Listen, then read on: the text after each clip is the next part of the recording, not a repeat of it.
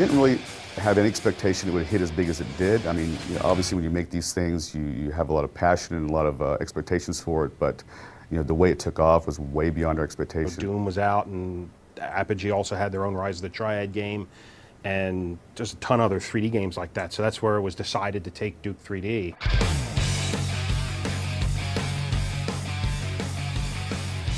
Duke Nukem came out right when the industry was transitioning from the sprite-based games, and that would be where everything is actually, even the bad guys, the animated bad guys, were just a flat piece of art. And as you moved around them or they moved around, it would just orient itself differently. And the industry was changing then to true 3D model with Quake. I don't know if it was the first, but that was the big one coming out. It was decided once we went 3D, you can explode the world a lot larger than it used to be. So the personality and the character and the attitude came through, but even a lot of that wasn't until the end of the game, because as we said earlier, I did the voice of Duke Nukem, just 2 words in Duke Nukem 2. And Duke Nukem was mute through the bulk of the development of Duke 3D. He didn't talk until right at the end when it was decided that, hey, most of these characters don't ever say anything, why don't we do one with a voice? I was approached by a casting director in San Diego, where I live, who was in touch with George Broussard. And George wanted a character voice for Duke that would really bring out the anger and the comedy of this character. Looks like those alien bastards shot up my ride. The very beginning was, like I said, there was 2 guys downstairs, which was Alan Blum, Todd Rupogel, and another artist. And they were putting it together. But the artwork was less than the quality they desired.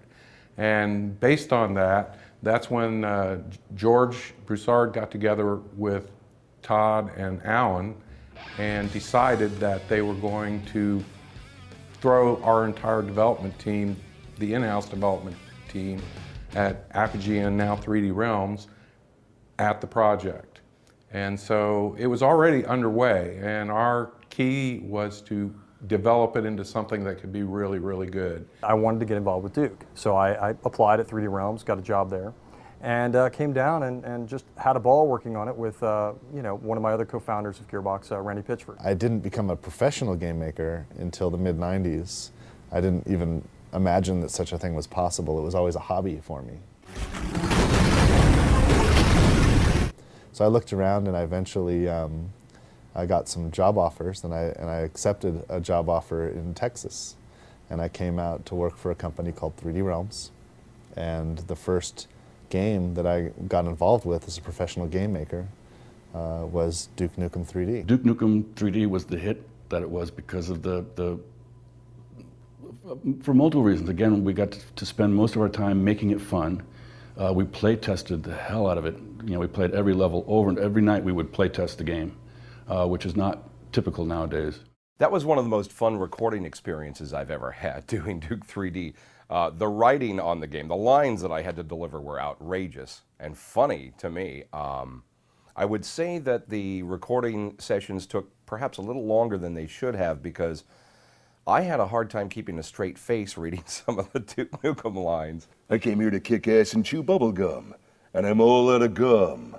We would sit around and somebody would have an idea about, oh, it'd be cool if he said this, or it'd be wonderful if he went ahead and shot this Mickey Mouse character, or I shouldn't say Mickey Mouse, a mouse-type character at an amusement park, or something like that, and then say, man, that was annoying.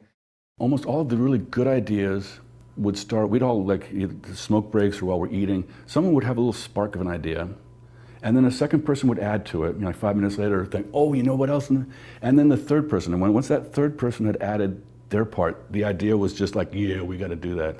And as I recall, I'm not sure exactly if I remember correctly, but that was how somebody thought to have this lizard monster drop poop every once in a while, and then we have Duke Nukem, when he steps in it, he'll leave footprints. And then that turned into the footprints that we used quite a bit for stepping in anything.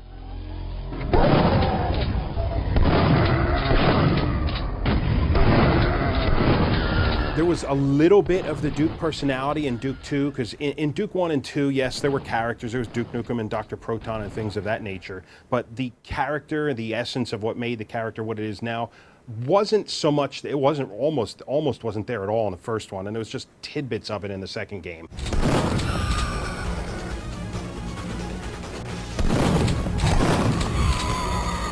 Come get some. How much of Duke is in you? Well, every time I go to the bathroom, I realize that I get about 10 points of health, and I always, much better. Oh, yeah. We didn't know precisely what we had with that game. We knew it was good, but there's lots of good games that never take off, and it just took off. George Broussard and Scott Miller, who were the owners of Apogee, a publishing company, and 3D Realms, a label that launched Duke 3D.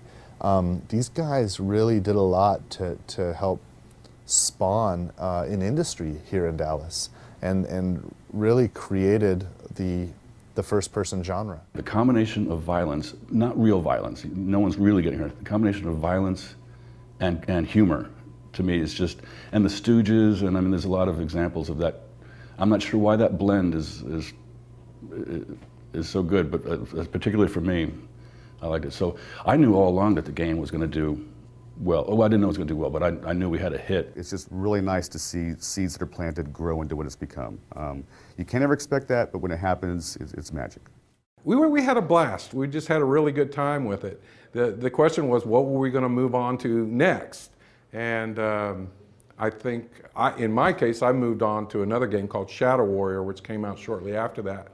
But Alan and Todd and a few other people, basically they were already delving into the next project, which was Duke Nukem Forever.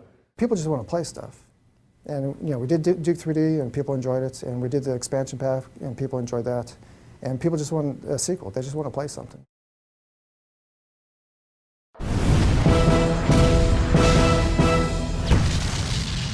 Come get some.